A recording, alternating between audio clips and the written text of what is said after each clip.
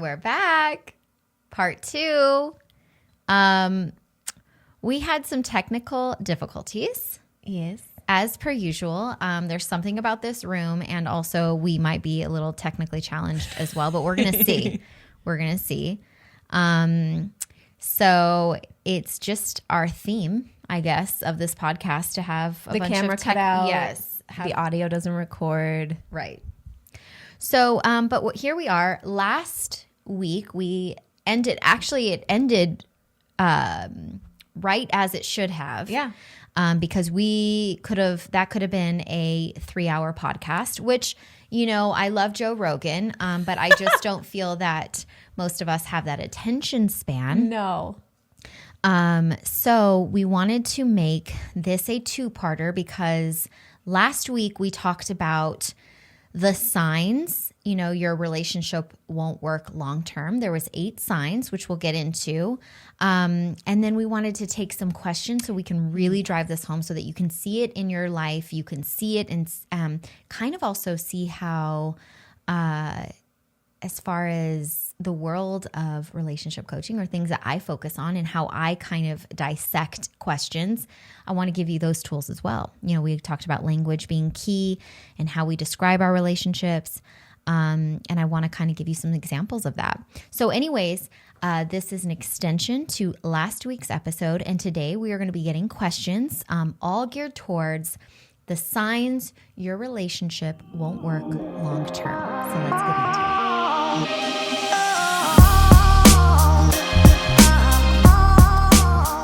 All right, Chrissy Cakes. Can we actually talk film? About, yeah, I think we're haunted. Everyone, if you were listening on iTunes, but you're watching YouTube this time, you'll have heard all of the chaos and commotion. YouTube, we ended pretty seamlessly, actually. Well, we hope. We'll find out.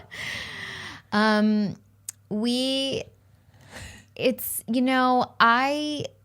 am not, I don't even know where to start with this. As you've, the past how many weeks since we've been back with this podcast, we've had some technical difficulties. A lot of it we, thought was just technical difficulties. But we've had some and weird. I'm not trying to be super crazy here. But if you dabble in the woo-woo, you'll find this interesting. But since moving into this home, we've had some crazy stuff happen. And I'm not afraid of it. I have some woo-woo friends that are in the space of, they're mediums and here we go talking. And, you know them as Zen Rose Garden. But anyways, we've just been having some weird stuff. And a lot of it is coming through in our cameras. We have the camera shut off for no reason. We'll have footage that's deleted.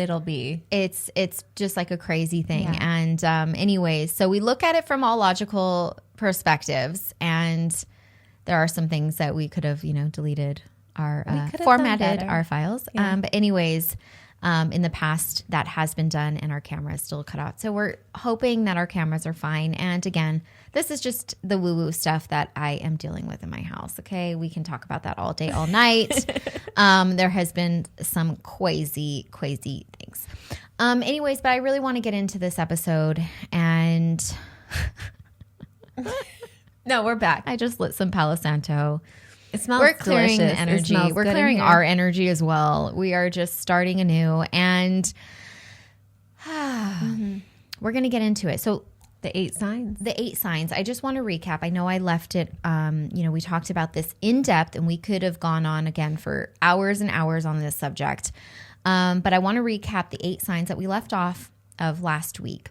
And so the 8 signs that your relationship won't work long term is, number 1, there's an imbalance of power. Remember, somebody in the relationship either feels superior, there's some type of codependency in the relationship because somebody fears some kind of loss, security or it's just like this. There's a dependency in the relationship.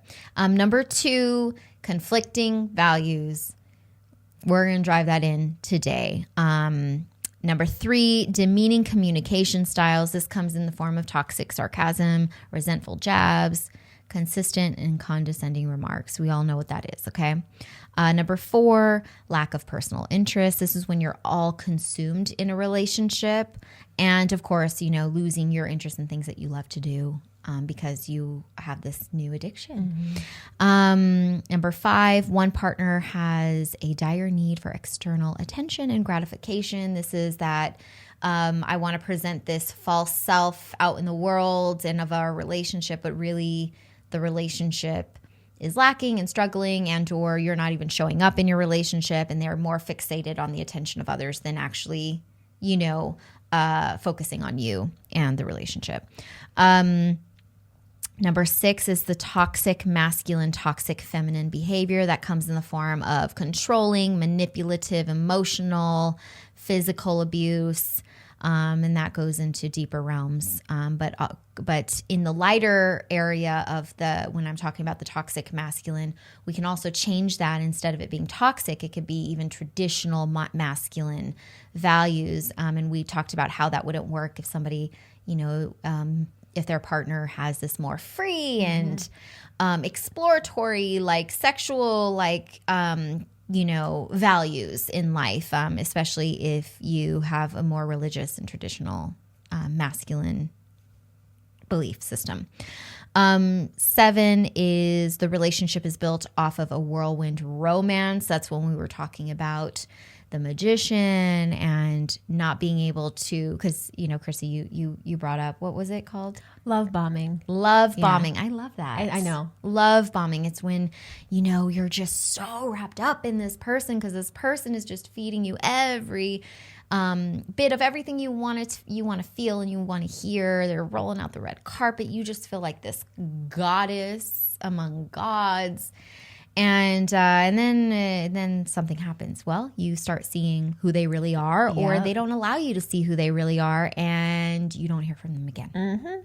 And then the 8th one, which we kind of got cut off during this time, but is the relationship isn't practical. And that is something that we will be diving into next week, which is the logistics of love. Yeah. Because that is really, really important to, a lot of times, like, we want to believe that love conquers all and love is everything, but love is also actions, and also it's set up by logic, right? It's really creating a life of systems and making sure that these values are playing together seamlessly, but then also making sure your needs are being met, and focusing on just pretty much all of the things that you need from the relationship that aren't like really glamorous to talk about. When we talk about finances, talk about your lifestyle, talking about sexual desires and needs in the relationship,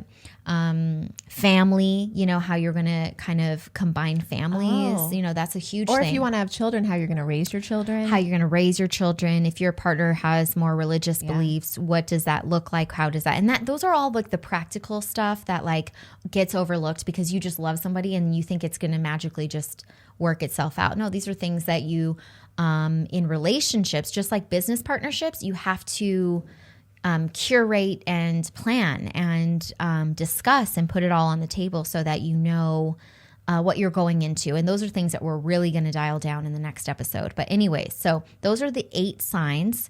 And now we're going to get into some questions. I actually had something. No, I had something I wanted to mention that I saw in we had an article on the site that was from another podcast. I think the podcast was the number one advice for relationships. I don't remember the title, but I'll put it in the description. Okay. But it's the 3 keys to raising your standards and living your truth in relationships. And I think it tied in really well to all of these. Yes. But number 1 was self-awareness. So turn the focus on you and your values. What are your values? Yeah. Number 2, trust what you value matters, which equals confidence. Yeah. Trust that who you are, what you do, and what you give matters. Without trust, you will constantly be in seeking mode. Yes. Number 3, speak the truth. Stop fitting a square peg in a round hole and stand up for what you want. Yes. And the square peg in a round hole is... You say that a lot. You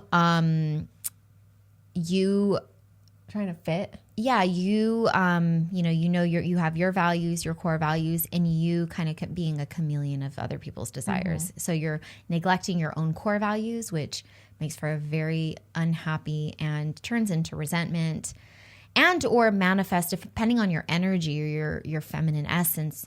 It could manifest in depression. It can manifest in this internalized, like, I need to hide from the world because my needs aren't met, and it can cause a whole world of problems.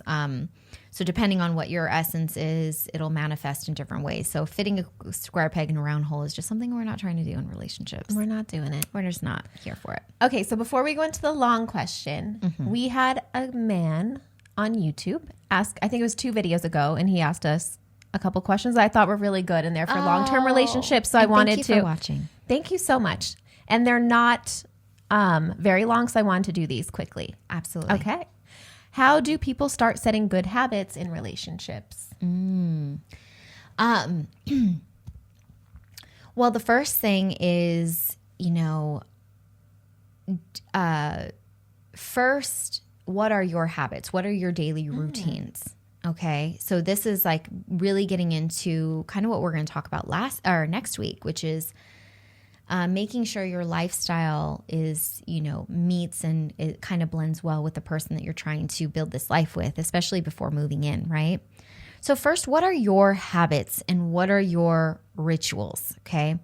In order to establish healthy habits, you have to already have healthy habits going in.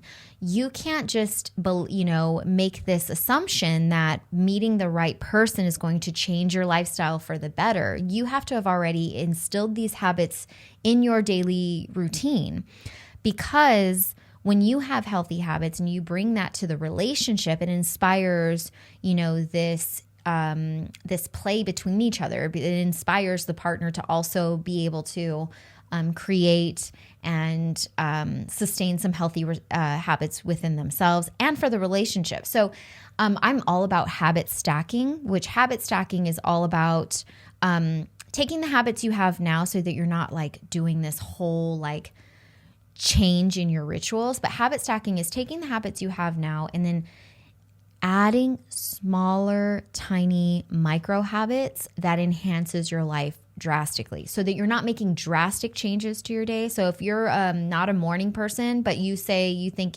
ideally you're like, I'm going to wake up at 6 a.m. and I'm going to go to the gym. If that's not even close to your habits right now, that's never going to be sustainable.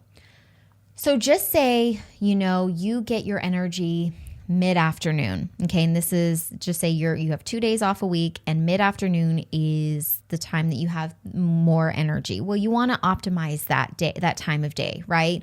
You don't want, because you see Joe Schmo waking up early, you don't want to, you want to be very self-aware about what feels good to you. So if you have optimal energy during the day, then I would optimize that day, that time. So if at 12:30 is the time that you have peak energy, well, then I would use that time to add something where you are exerting. That's the time that you exert the most energy. Okay.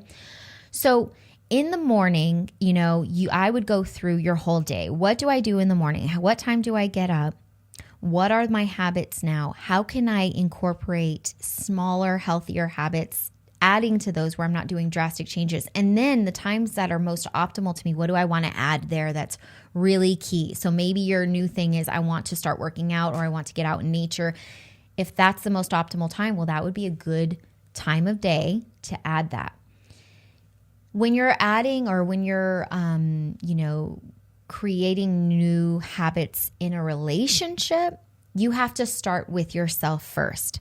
So just say you're in a long-term relationship and you're like, you know what, we don't really have really good habits. We go to work, we come home, watch TV, get fast food. We don't really have healthy habits. What I would start with is, yes, communicating with your partner and just saying, hey, is there something that we can try that's a little bit healthier? So we're usually hungry after work. Is there something that we can make food together? Maybe we'll use our time instead of being on, watching TV. Maybe that's a time that we can make food together. Maybe we don't want to make food. We have no desire to be cooking after a long day. Maybe we go out to eat or we order in something that's a little healthier. Maybe we go on a walk together. So even if you want to still watch TV, maybe after work, you're like, let's dedicate 25 minutes to an hour of walking together. Or maybe it's just 30 minutes and then we can go and watch TV. So you're doing little tiny micro habits first. And the more and more you do healthier habits on your own and then also together, the more you're going to be able to stack. So then maybe eventually you're not ordering junk food. You're not binge watching TV. You're not, going through a 6-pack of beer or a bottle of wine. Maybe when you start small, you start stacking on top of that and it changes as you progress. So I wouldn't have this overwhelming need to we need to have this strict, completely change our world and have these new habits and rituals. I would start small, first with yourself. What are the most optimal times for you and your partner? And what are some micro habits you guys can do starting today that won't be so overwhelming? Yeah. And then expand upon that. Okay. How do we as guys not feel nagged when my partner asks me to do something? Well, the feeling nagged is your personal experience, right? Mm-hmm. So you're feeling nagged because that's how you're receiving it. Not saying that that's wrong, because when you get in a long-term partnership, there are in last episode, we talk about kind of the demeaning communication styles. Yeah. So when, and I'm speaking in general because this is one of our, beautiful men who are watching, and I love this question, but for women, when we feel that we're not heard in the relationship, and the presence isn't there, and maybe you think that it is, but you're doing, other beautiful things to contribute to the relationship, that you may feel are overlooked as well, right? So here's the recipe for the nagging and disaster is you think you're doing X, Y's, and Z's in the relationship. She's doing X, Y's, and Z's in the relationship. We're more communicative. So when we talk to you and you're probably consumed in other things, if we don't feel heard, seen, and you drop the ball on certain tasks, even if they're small, it's kind of kind of a ripple effect of these emotions that she's feeling because, hey, it started out was one little small task, like take out the garbage, and you forgot about it. Okay, you forgot the garbage, okay? The next day it's, can you bring me down a sweater from the room? And then you come down and there's no suit. Where's the sweater, right? And you're not thinking, it's not like you're intentionally doing this, but you're consumed in other things. But she is starting to keep tabs of all the things that you've forgotten, that you're not being present with, that you're not, listening to. So then it becomes, getting into the demeaning communication styles, which is this. You always forget things when I tell you, when I ask you to do something. You forgot the trash the other day. Like, what? Are you deaf? Right? And that's and then when it becomes an attack, you hear the attack, you're present for the attack, then it's like you have your own feelings about it because your experience is that I'm doing all of these things in the relationship and I don't feel appreciated for that, So of course that attack feels naggy, and aggressive, and it is. But there was also, she's kind of, most of the time, it's an accumulation of experiences by you that she feels that she hasn't been heard. So a lot of it is that. So the number one thing I would suggest in this situation, if you're experiencing these attacks, verbal attacks or lectures, is to, find those moments to be present, and you can't be present all day. There's just not possible. You have a real life, you have a job, you have other people who need your attention. But as your woman, I would find some ways to really fill her up. And again, I always say this, but if I were talking to her, I would say the same thing. But since it's you, finding ways to fill her up and finding those small moments of presence and saying, babe, I've noticed that, you feel a little resentful of, things. And I don't know, I'm sure that there's been accumulation and things are adding up for you. And I'm sorry, I don't want you to feel this way.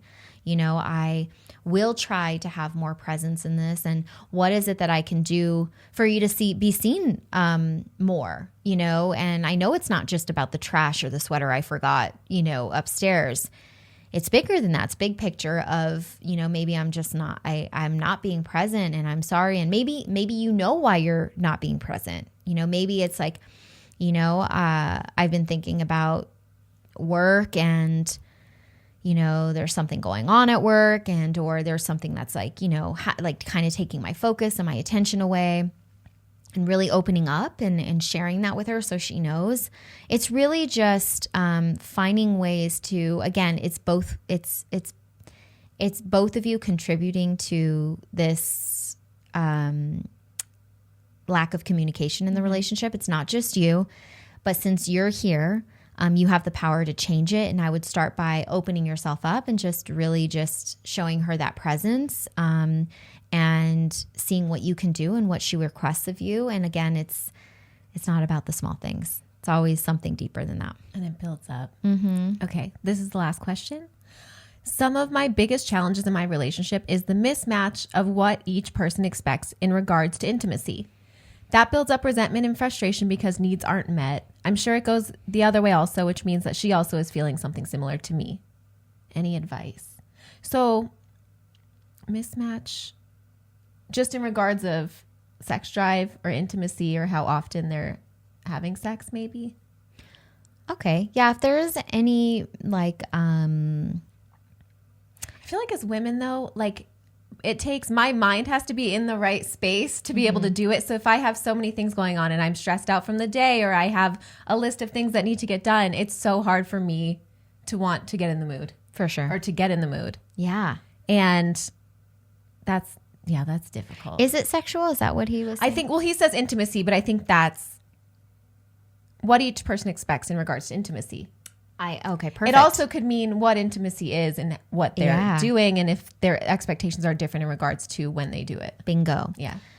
So be clear about what intimacy feels like, looks like to you, and what does that look like to her? And seeing, because, there might be a mismatch in the way that you're, like you're receiving it, you're feeling it, or lack of receiving. But that's because there's a way, and I would strongly suggest, and I think we'll just make our own, if this is, maybe you could type this up so we'll remember, our own, like an intimacy kit of things that you want to try or explore, things that you love, in a yes, no, maybe form. And the yes is, this is what I love. So if it's like, body touch, arm touch, you can find this online too. But I was looking at stuff online, and there's some that I would add and like kind of take away and kind of like create customized to our audience. So maybe we'll do that. But really it's like, we talked about this in the sensuality video, but how you want to be touched. Is there some kinky play? Are you into it? Yes, no, maybe. What does that look like? If it is maybe, what does the kinkiness or the kinky play look like? And really kind of like using date night, or using like a time where you can have a glass of wine and really just like, hey babe, let's talk about these things. Like, what are things that we want to like experience in the relationship? What do we want to explore with? Like, what are we okay with? What are we comfortable with? What are we not comfortable with? So you have more of a blueprint on how to be successful with her. Also, well, every episode I feel like we always mention values, and then we mention the erotic blueprint. Yeah, especially if it has to do with she's sex. More sensual. Mm-hmm. You might be more sexual. Yeah. So just initiating it is difficult because neither one is wanting to receive it the way that the person's giving it. 100%. So that could be, and we'll put the link down there so you guys could take that quiz together too. Yeah. It really all, I think, it's that energy behind it where, just say she's at work all day and she has to deal with especially with hospitality too. Like my babes who are in the service industry or hospitality industry, you're dealing with energies all day. And just taking care of people all day. You're taking care of people all day. That the last thing you want to do is feel that obligation when you get home a lot of the time. Some women get filled up by it because it's like, oh, I need somebody to take care of me now. That's true. And it's like a release. Yeah. And it's the meaning you give it, right? But really just coming from that understanding and her doing the same thing with you as well. So really just, finding, and I love a good like workbook, couple workbook. Like, me and Andrew love to do like quizzes all the time and like just things that we like just kind of relearning each other. And I think that that's a good date night thing to do. Yeah. So we'll make one and add it. Thank you for your questions. Yeah, I love these questions. Thank you. And thank you for watching. I love the male audience. Well, I love because it's the ladies coach. So guys are like, why is it not for everybody? Am I not allowed to watch? Yeah. I'm like, it's useful for everybody. It's useful. If not. And yeah, for sure. For men, I'm like, now you're getting a better understanding of women. Yeah. Are we getting into this is long. Okay. So listen up, ladies and gents. Just one man. And gents. This is going to be a long question, but I think it's super, super valuable. And I definitely suggest you listen to it fully. And we're going to be talking about some of the points in it. I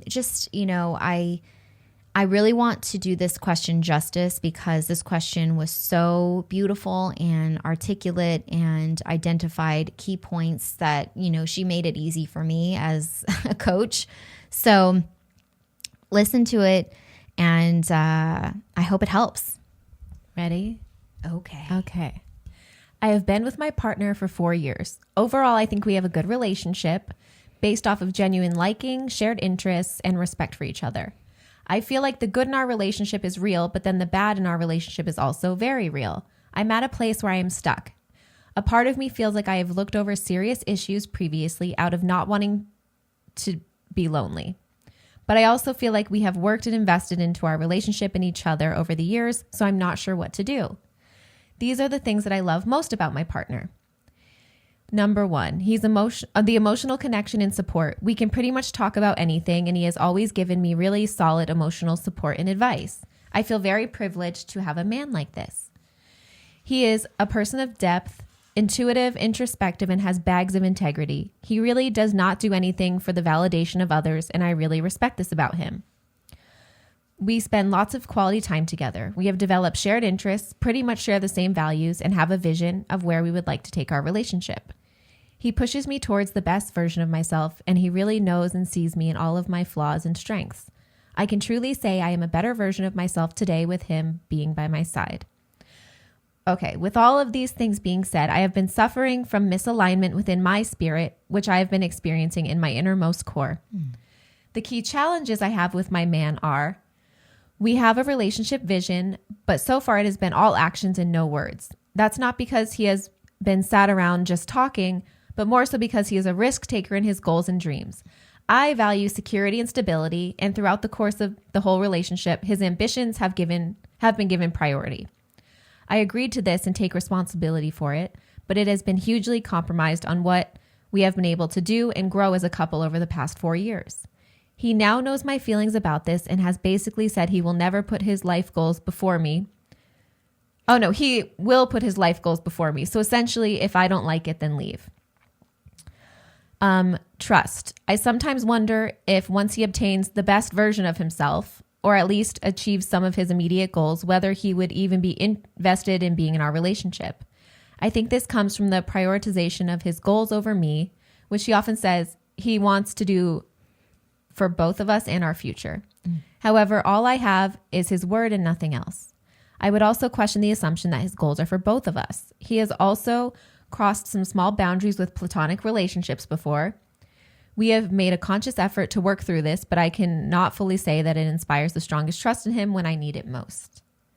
He doesn't respect my love language. As I said, we spend a lot of quality time together, which is his love language, but mine, receiving gifts, he quite frequently makes fun of and uses it to call me out for being superficial and materialistic, instead of actually understanding that it is in fact the effort, thought, and sentiment behind the gift which means so much to me.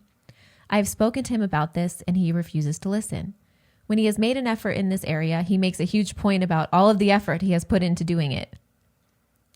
Sometimes, and only sometimes, he has a tendency to be quite controlling and restrictive to my own sense of freedom. He doesn't allow me to be around other men, even in a platonic sense.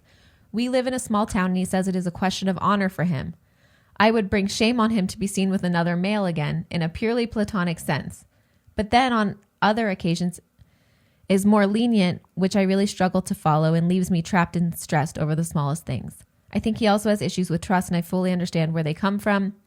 But a part of me feels like I don't know what that word is. Honest? The responsibility is on me to make it better. I think this relates to all of the above. Trust, control. We have had to hide the existence of our relationship for the full 4 years. He's not big on social media, and that's actually something I really admire about him. But the reason we have to do so, as I mentioned, we live in a small town, is because he comes from a quite religiously conservative family who do not believe in partners before marriage. Again, I was fully aware of this prior to our relationship starting, and generally speaking, he gives me enough faith that I do not feel as uncomfortable about it as I once did. We have spoken about taking our relationship to the next level, so it's not a question on that. But sometimes he puts me through these tests, often saying things like, I want a wife who will do X, Y, and Z. I told you this at the start of our relationship, which he didn't, but it's more just the constant testing, which makes me so frustrated because this is in conjunction with so many other things that I have mentioned above that are going on. I'm feeling undermined, invisible, and very unsure of myself and the best way to address some of these situations.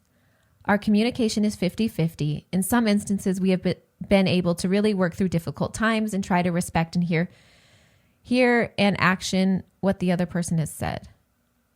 On other occasions, he just shuts me down. He has a very masculine communication style, and mine is very feminine. He constantly tells me I'm too emotional. I try to explain in the most problem-solving, clear, and direct way possible, but it still doesn't work. Can you help shed a light on what I'm struggling to see? Yeah. After reading that out loud, it's so different. Yeah. I didn't know that the relationship had been hidden for 4 years. Yes. So nobody knows that they're together. It's those traditional values. I would feel so insecure.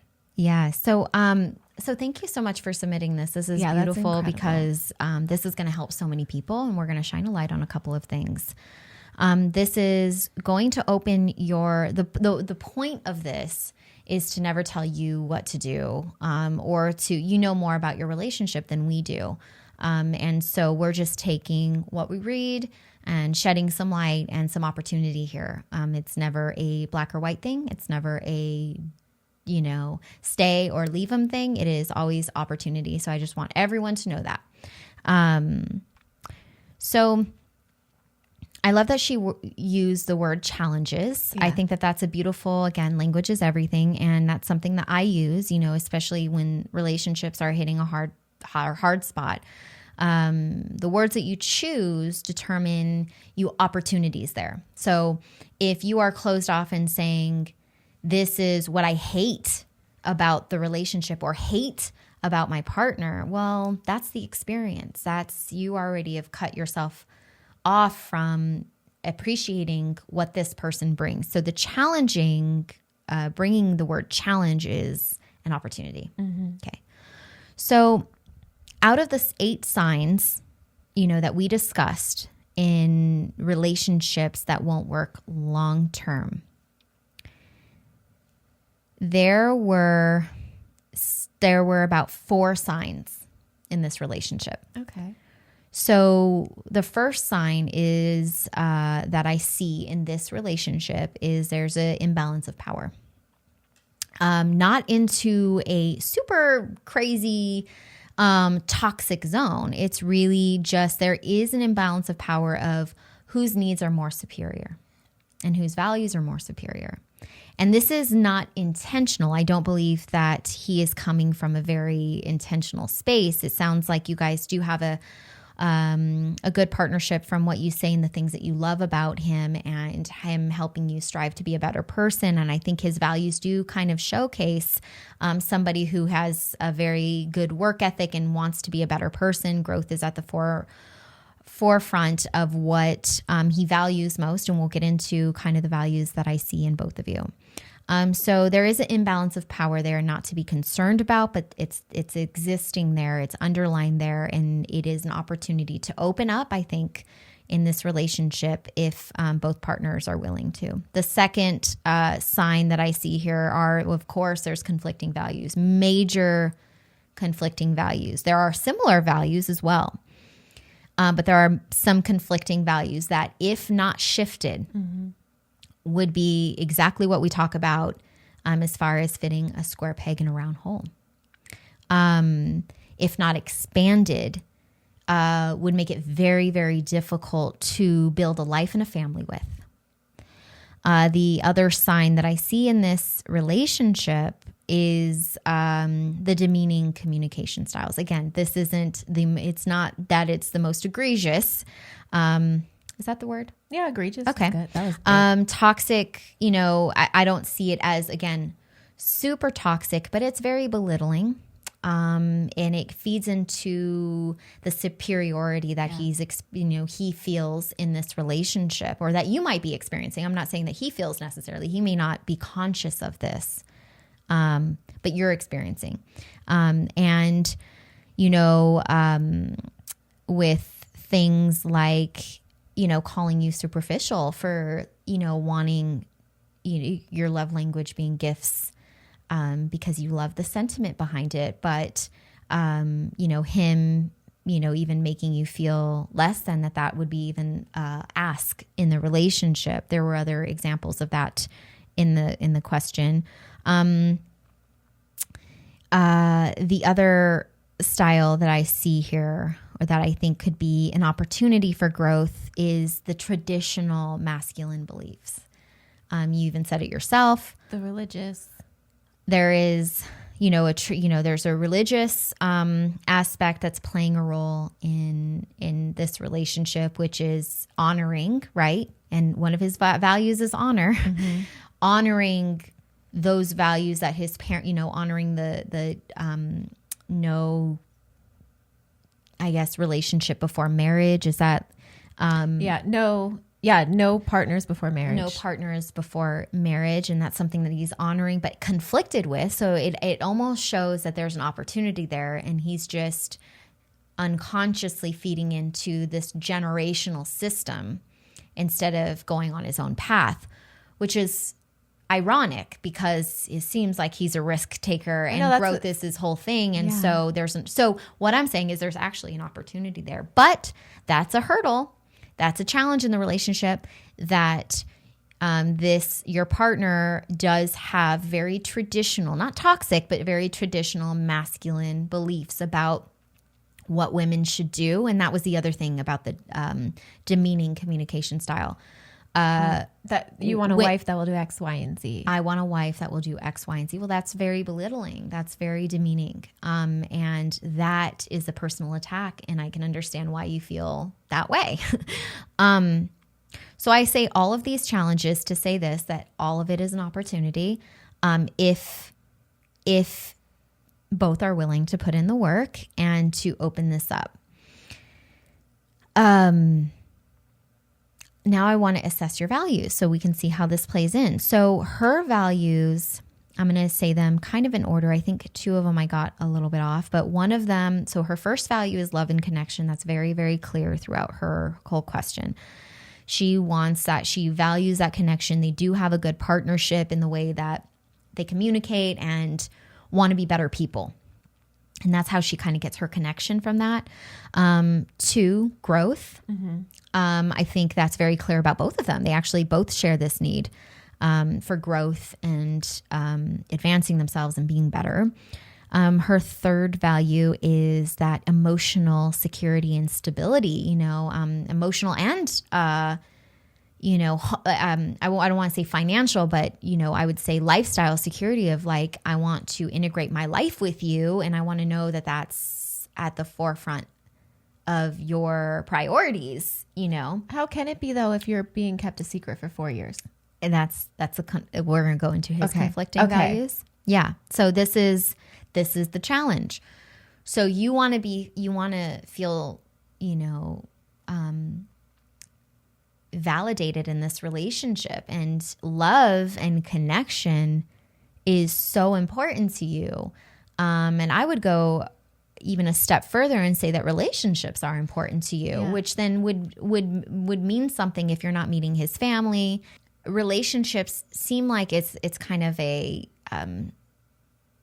seems like a value of hers. I know love and connection is, but even just having, her mentioning of having friends outside of this relationship and having like kind of like this, him having an issue with it, relationships are kind of huge. So I would say that maybe, not even being able to be significant in his life, to his friends and family after 4 years is like such a conflict in values. Number 4, her fourth value is trust. She wants to trust that this is something that she is able, like this relationship can grow and that she can trust him. One, on a just surface level, sounds like they've had some issues with infidelity or at least borderline. Yeah. And then, she values freedom. She wants to be able to express herself, but every time she expresses herself, it's deemed as too emotional and too erratic and, and she thinks of it like, oh, well, that's my feminine side. I'm very feminine in my communication style. He's very masculine. And yes, it's very general, but there is this dance with polarity, with both of these energies playing, and the demeaning of the feminine experience is really, really important here, ladies, and something that shuts off our emotional intelligence, because women have this connection, to energies, to people, to things that the masculine in general, and this is not gender-based, I have to say this all the time, but just the masculine energy is not present with. And so what happens is that with these comments, these microaggressive comments, it will start shutting you away from your femininity and your feminine essence, which then is counter to what he actually wants, because he is attracted to feminine energy. He wants that partnership. He wants, to be the masculine presence in this relationship. But what he's unconsciously doing is eating away at your femininity. He's not doing it on purpose. This is what he's learned and learned how to be through values that probably aren't working for value systems that are probably not working for him. So I don't want to say he's coming at this and he's just a aggressive person. That's not what's happening. These are just things he's not aware of, but also eating away at you, and you will unconsciously start to separate yourself from your feminine essence and your openness and your capacity to trust and be free, which takes me to my next value that she values is freedom. And freedom is a unit energy value. It's a masculine and feminine value, but the expressions of it comes differently. It feels differently. The feminine freedom is so open and so just so yummy and loving, and just brings in this divine presence in the relationship, this nurturing and this loving and this fun spice to the relationship. Whereas masculine freedom comes from more of that purposeful experience. Like it's almost that rebel of like, I want to do X, Y, Z. And part of, the rebel with this heart of the feminine, it's like, then it becomes purposeful. But if a masculine is on its way for freedom without purpose, it just becomes destructive. And right now, what he, in beautiful relationships, they find this balance of, the dance between the masculine and feminine, and seeing how they enrich our relationships. And what would be a beautiful opportunity here is to expand this conversation on masculine ideals and values and feminine ideals and what that experience feels like in the relationship, because I can assure you that you will enrich his life. And I in the best way, especially since he is so wanting to create this world and be a risk taker and, you know, has this drive in business. He has to, there's a, you know, in order for it to have that purpose is to be tied to the feminine heart. And so this is a great opportunity to expand, and we'll kind of talk about that in a second. But anyways, the second one is, or her sixth one is communication, which she feels is really hard for her, because as soon as she starts opening up and starts she's communicating, too emotional, too sensitive. Goes back to that being too emotional, too sensitive. So then she becomes logical, and it still doesn't work out for her. So then she's trying to find a way to get heard in this relationship, and she's not feeling heard. And the last one I saw, and of course this is open to, this is just what I've from reading her question.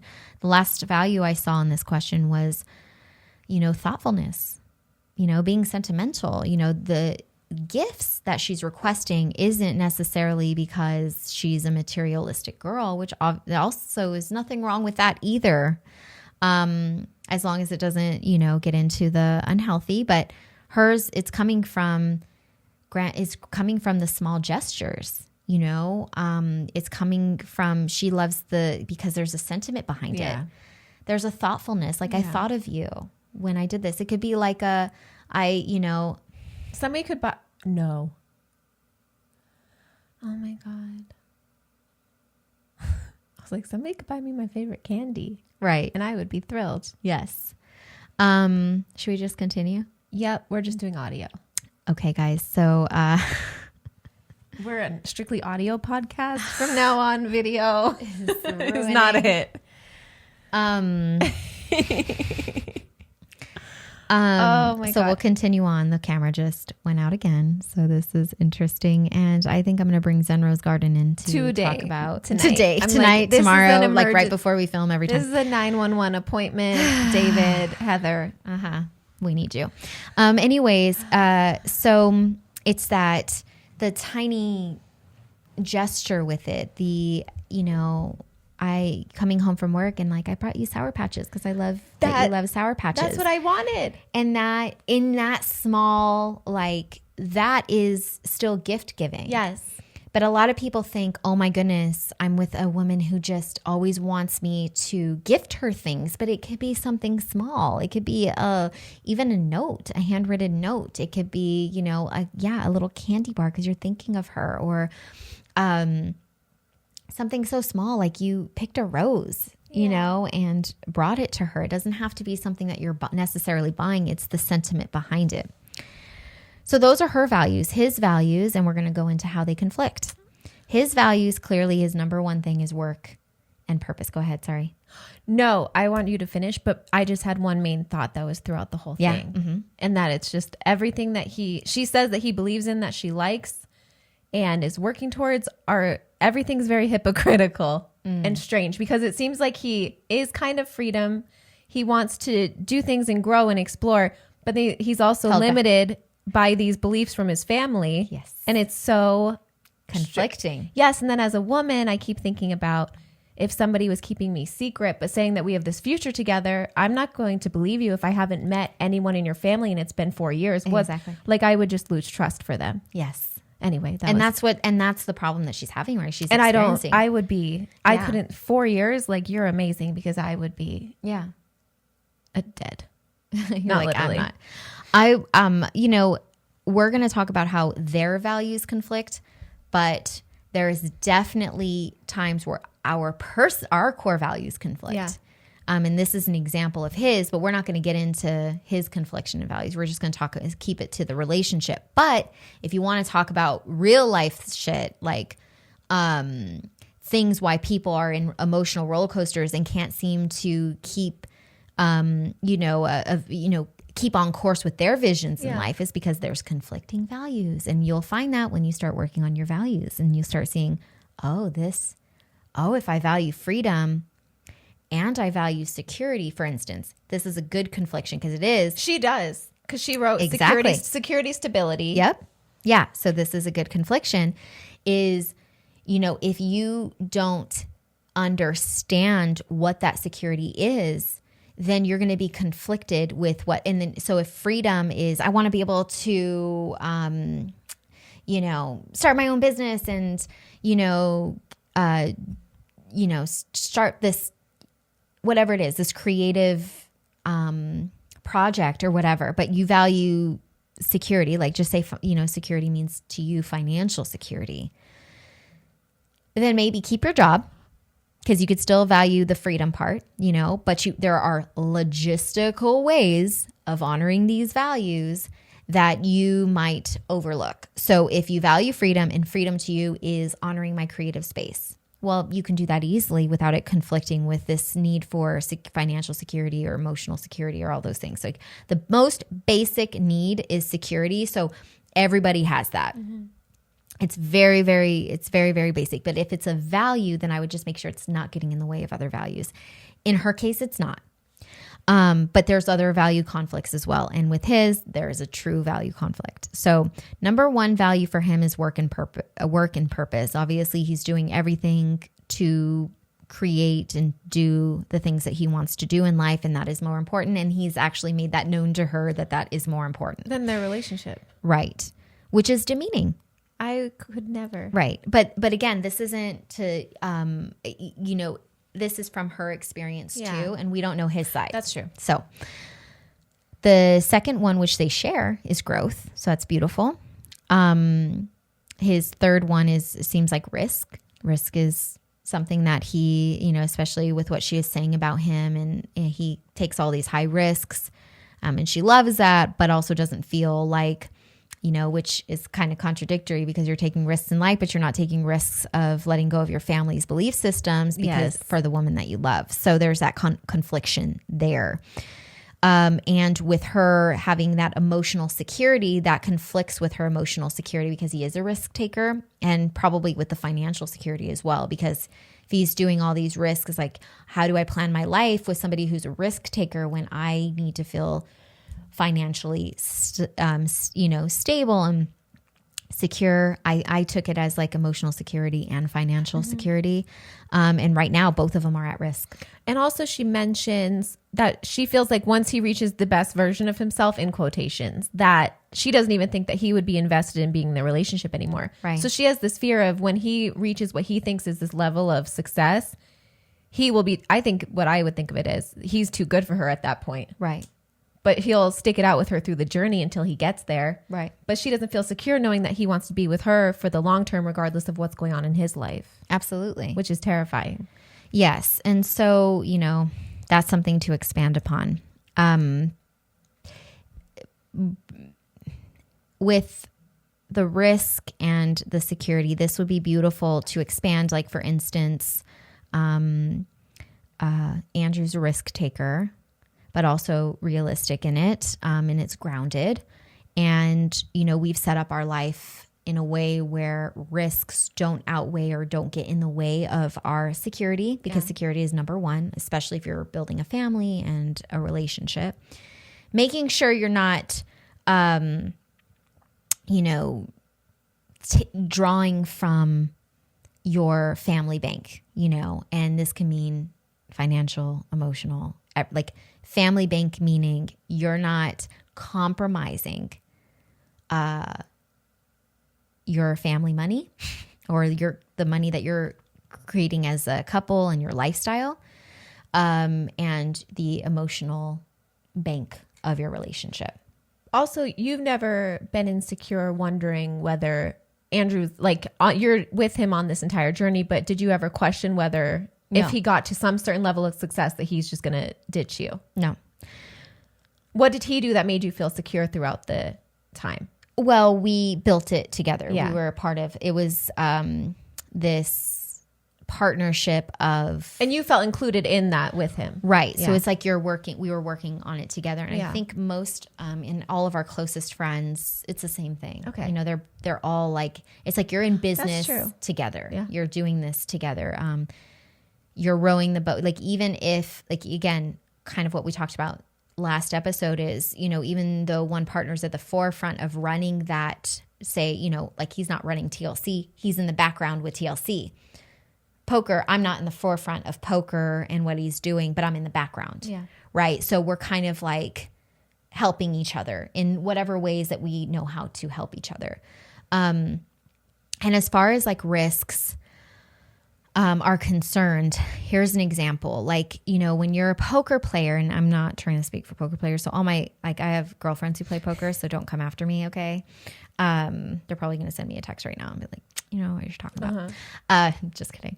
When you're playing poker, you are you're playing with your money, right?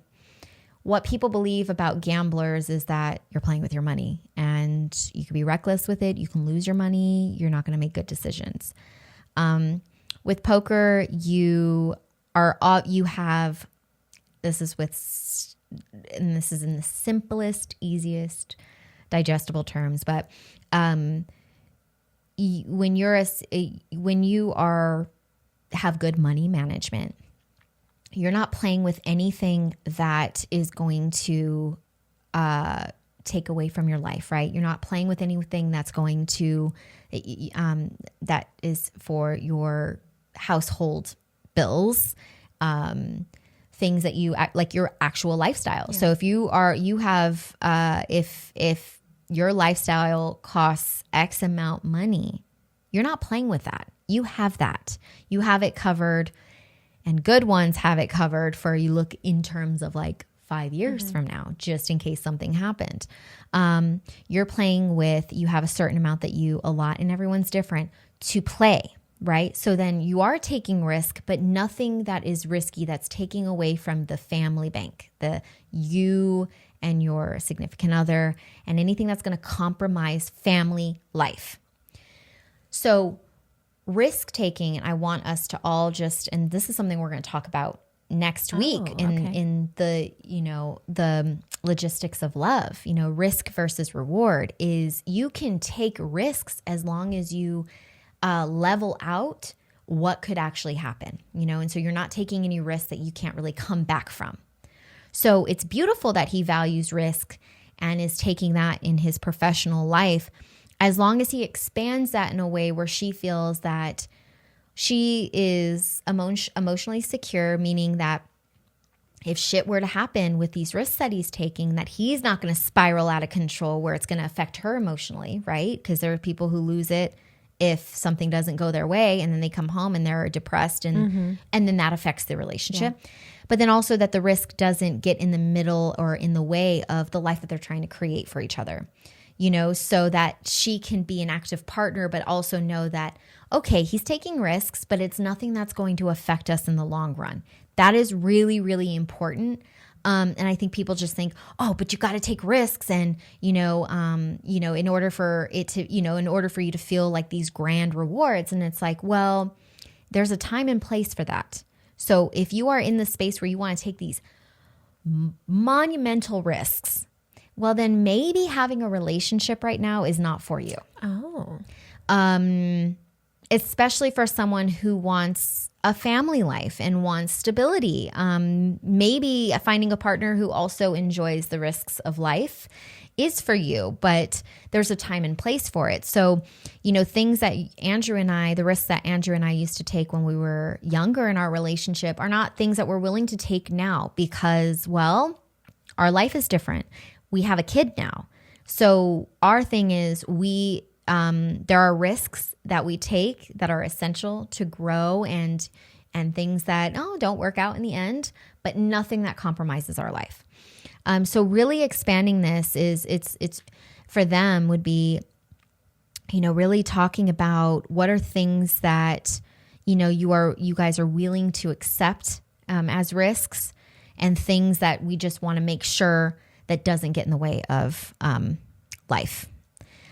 Success is huge for him.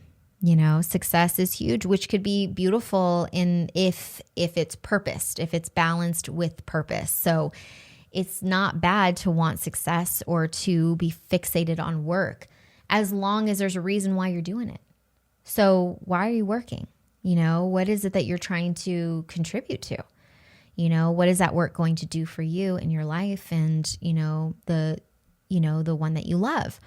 And so everything that we do hopefully serves a grander vision. And if you're just working just to fill an ego, well, you're never going to be happy. And that's going to bleed into your relationship as well. Here's where the confliction happens for not only himself, but also with her, is this value of tradition, traditional values and honor. And honor can mean so many different things if you don't get clear about it. And honor is one of those things that is really tied to the ego and pride.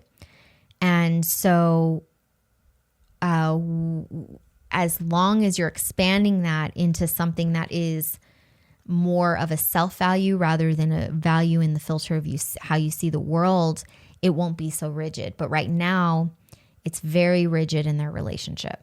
And so what that's doing is it's making her cut off her femininity. It's making her feel like she's, in the beginning, she said something about feeling, what was it? It was a beautiful, let's see.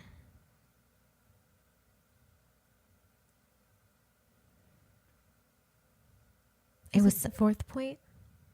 It was something about feeling a misalignment. Okay, this is what she says. I've been suffering from misalignment within my spirit, which I've been experiencing my innermost core. You're suffering from misalignment because you're feeling like you're ripping, the most beautiful part of yourself out, because you have to be, in order for you to be seen by him, you have to be so structured and logistical, and it's like because the next value he values is structure. Imagine that. So when you get too much, when this becomes like these values start bleeding into the relationship and the rigidness and the confliction within himself, and it starts bleeding into the relationship, it makes you feel, oh, I got to act right and I don't know how to act. I don't even know how to be authentic because I'm not being received. He doesn't understand when I am being authentic. So I have to come and have this proposal every time I want to have a conversation with him. It can just seem, so the misalignment that you're feeling, babe, is very much all about, not feeling the values, your values being appreciated in the relationship. And the part about you being just open and wanting just to have a conversation. And yes, you are emotional and feeling all of the beauty in your emotions. You can't feel that. So you're going to feel a misalignment in your spirit. Well, it also seems like she's trying to do so many things and act certain ways to make him happy. Yeah. That in the long run, that's going to be exhausting. Yes. I would be drained, especially, she says his idea of a wife, they want X, Y, and Z. Yeah. And I'm sure she wants to meet his family and wants to do all these things. So right. She's behaving in ways and settling for things that she probably isn't thrilled about, but she's doing it because she loves him, right, and wants to be with him, and sees a future with him. But so I wonder how much he's compromising on his end for things that she wants. Right. And that's a, discussion we'll never know. And, no, we won't know, but I'm curious. Even though she's made this very clear and very neutral, it's still one-sided, so we don't want to go in on him hardcore, but we just want to open up the kind of, just because I think this is really important. This is there are people who are in relationships where it's there's this conflict here. And we need to be clear about it, and we need to expand it, and we need to see how we can open it up, So the last one I saw was strength, which is something that he values, because when she comes to him, and she is a little more emotional, his thing is, why are you so emotional? He's probably has this, we could get through this, and, has this very masculine approach of wipe your tears, let's go. But that's not something that you want to have when you're in a partnership, because if you're in a partnership with, the femme, there's going to be a little tear or two or three. For 8 hours. So it's just, honoring that. So there's conflictions here. How we would open this up for you, in the way that you would address this is, I'm assuming you've already kind of, you probably have if you broke it down in an email like this, you probably had some experience breaking it down to him. I wouldn't be surprised that you're like making appointments with him to have conversations. But what I would do here is really dive into your values. Of course, I pinpointed some, but they might be different for you. You know, I don't want to assume and make something real that doesn't feel real to you. And I don't want to do the same for him. But these are values that stood out in the question that you sent over. And I would want you to explore first yours. How do you feel love and connection? What do you need to, you know, in order for you to know that that value is being felt and in giving the right attention to, what does that look like? What does growth look like for you? What is emotional security? What do you need, you know, to feel emotionally secure and that you're, you know, seen in the relationship? What does financial stability look like? What, you know, if you know that something he values is risk taking, what risks are you willing to take with him? You know, what's going to feel most comfortable to you? You know, freedom. What does that feel like in your body? What do you do on your own to feel free? You know, not just in the relationship. A lot of times we get so fixated on the expectations of our partners, you know, fulfilling our values, when it's like, it's our job. It's our job too. So how do you fulfill these values, babe? Communication. How can you open up communication? Well, we all know that maybe making an appointment to talk to him is probably the first. I just made that up. Put in the calendar. Yeah. But you know, not everything is laid out in bulletin form, and you know, really getting clear about honoring the masculine contributions to relationships, but then not cutting off your femininity either, because you do have masculine in you as well, but don't cut off that feminine essence about you. And what about, you know, I would turn the question on him as to, what is it that you love in me? What do you see? What is it that lights you up about me? You know, what is it that I do that, you know, that you can, you know, that makes you feel like, oh, that, so that you could see what the feminine to him feels like, you know? And then you can start seeing like, oh, if he just idolizes my masculine sides, like the structure and all of those things, well, has he not seen me in my values? You know, so if he's just seeing me in his values, that might be an issue, you know. But if he sees, you know what, I love like the way you talk to people. I love how open you are. I love that you're always willing to grow. And I love that you just always have this unconditional love for people. And you're just like if he's willing to see you for your values, that's an opportunity. But if he sees you as, you know, I love that you allow me to take risks. I love that, you know, we are, you know, growth oriented, which is both values. I love that we have this structure in our relationship, and that, you know, and these routines and, you know, these are just examples. I'm just putting words in his mouth, but then it's like he's seeing you for his values and not yours. So then that's an opportunity. You know, if he's like, I love how thoughtful you are. You do? I also love when you go get me Sour Patch from the store. That feeds my love language. And it's cheap. And it's thoughtful. It's probably just not at the movie theater, because it's about like $10.99. No, go to Walgreens. You'll be fine. So it's really just seeing how he sees you in his eyes, seeing if he sees you in your values, because that's how you know that somebody sees you. If you ask Andrew, well, I don't know, nowadays after having a kid. But if you ask Andrew, you know, like, what do you love about Christal? He usually says it's like all the things I value in life. Yeah. You know, so so there's opportunity here. I think that he, you know, you guys have the partnership in a way of like really wanting the best for each other and seeing like, you know, setting those, like raising the bar. But I think it's missing the softness. And I think that that's your strength in the relationship, and he values strength. So so you could just say, well, since you value strength, I'm going to bring my strengths into the relationship. And that's my feminine essence.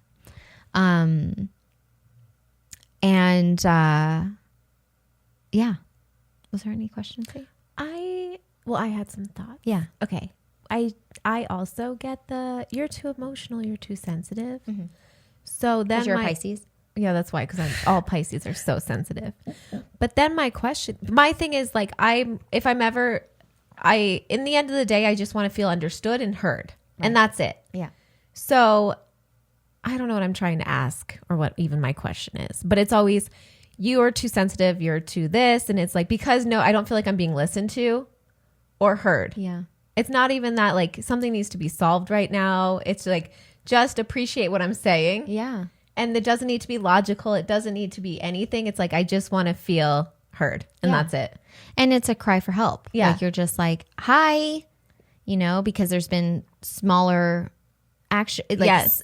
Smaller situations where you haven't felt heard until it becomes loud, and it becomes emotional because it's like, you're like, why aren't you seeing me? Like, why aren't you feeling me? Like I'm here and I'm trying to do all of these things, but it's now that we really dissected this whole thing, because I can relate to this a lot.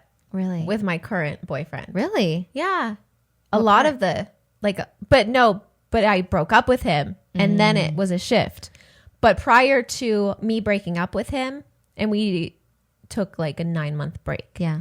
Prior to that, he was actually like so much of this story. Yeah. And I feel like I was so much of her, which is really interesting. Because he's very vision. He wants to be success. His family's very religious. Yeah. So no girls met his family. Oh my God. In 39 years of being on the earth. Did you write this question? That's why we started reading more, and I'm like, oh my gosh. Oh my God. He likes my femininity. So that's not an issue. But his thing was that he had a hang up on saying I love you. Right. For me, that at the end of the day, like I could stick it out for a year, but then after that, I'm like, I know long term I will not be happy in this situation. No. And to him, he's like, I'm doing all these things for you, though. I don't understand. Like, I take you out to dinner, I do X, Y, and Z, but I'm like, but it's the one thing, and there was no compromising on that thing. Yeah. And to him, it wasn't a big deal, but to me, it was the biggest deal. Mm-hmm. And now we're dating again, and he still has some quirks, but the big issues that I had were resolved. I don't know how they got resolved, but it was taking space from each other. Yeah. Well, because you spoke up, for yourself, and hey, this is getting in the way of like what I want. And it's starting to trickle into how, like, I don't want to feel like I'm not good enough. And, that we're doing all of this for nothing, And so, it took that standing up for yourself. And what's beautiful is that I'm glad that you said that, because look, there is opportunity for people to change. There is, and it's especially crazy. If they love you. But he had to do it himself. And then another part that she mentioned, she said she likes that he's not on social media. Yeah. My guy's not on social media either. Sure. And he's really private and doesn't like people to know his business. And before, I met a couple of his friends, but now I get to meet everybody. Yeah. I still have him as parents, but that part has changed also. Yeah. Like he's more open in introducing me to people and Yes. expanding that, which is, I just relate to this so much after we were reading it. 100%. And I think, again, that's why I never want to come from a place of, dump him, leave him, or stay. It's just, everyone, and we're not saying that, that he's not going to change. Like there's opportunity here. And I think that, but if you don't get working on these values, they're going to play, they show up, because they're who we are, and we are able to change who we are. We're able to change, some core values, or shift the definition of it, so for traditional values, for instance, I have traditional values.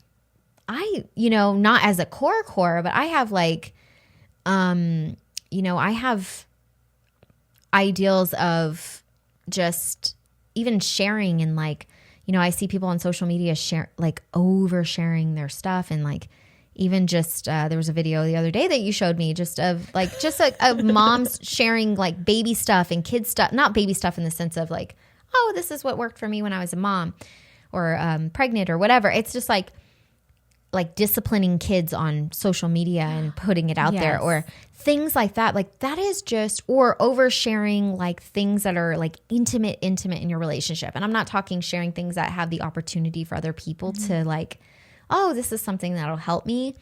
Like sharing things that your significant other says to you in private or your friends have said to you in private, or you're just like throwing out, you know, shit.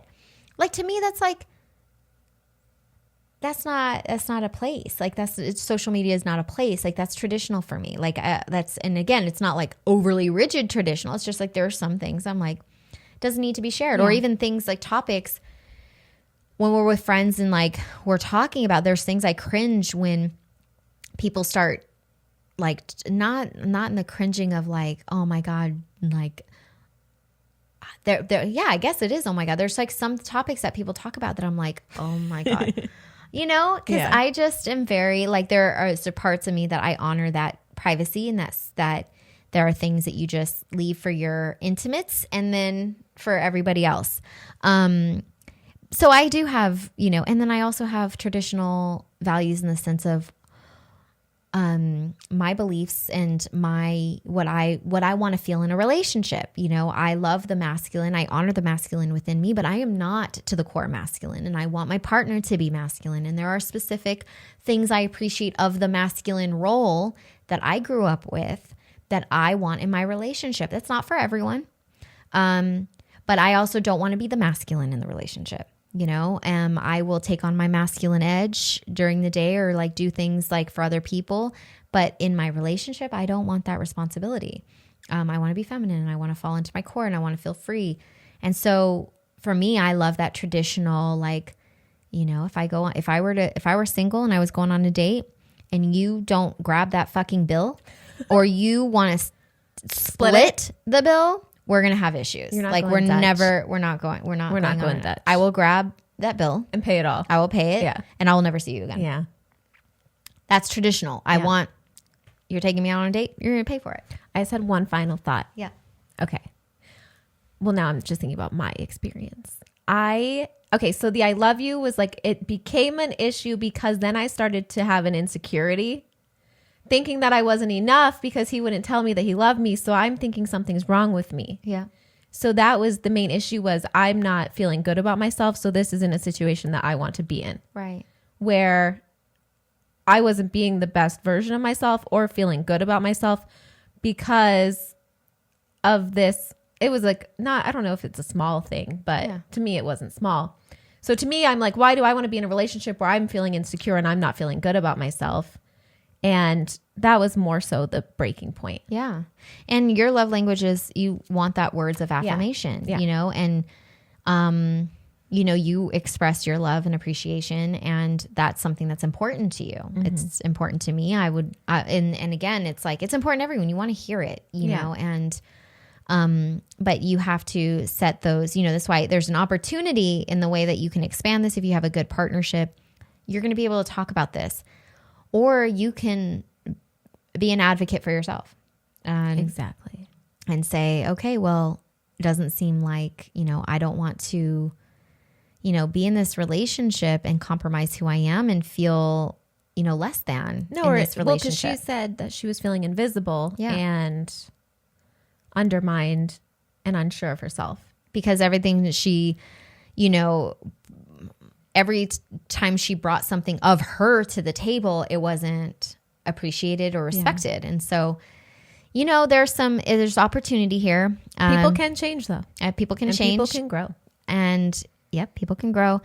And also, but most, you have to be the advocate for yourself. You have to speak for yourself. You have to, because there's no point in, you know, starting a life with someone when you're not even being seen, you know? Yeah. So you're starting their life, not yours, together. So I hope this helped. It helps me. But you know, again, values are values. None of them are right or wrong. Yeah. You can have traditional religious values, as long as they align with your partner. And as long as they're not compromising, one, you, and conflicting with other values that you're trying to uphold in your life that are more congruent to you, or, getting in the way of like someone you're trying to manifest into your world, always expanding them and maybe saying, tweaking them. I've had to tweak some of my core values so that I felt more aligned with them. The traditional values, it's like, okay, well, I still honor the old school presence of the masculine and feminine. This is him, if he's like, well, what does that look like to you? And then he can expand upon it and then you can say yes or no. That's good advice. Yeah. All right. So I think we're going to wrap this up. I am so sad that our camera cut off. I'm frustrated, but we're going to do some little witchery magic in here and try to see what's going on. Thank you for listening. Thank you so much, you guys. I hope you have a beautiful rest of your week. And stay tuned till next week so we can talk about logistics of love. Thank you. Have a beautiful week.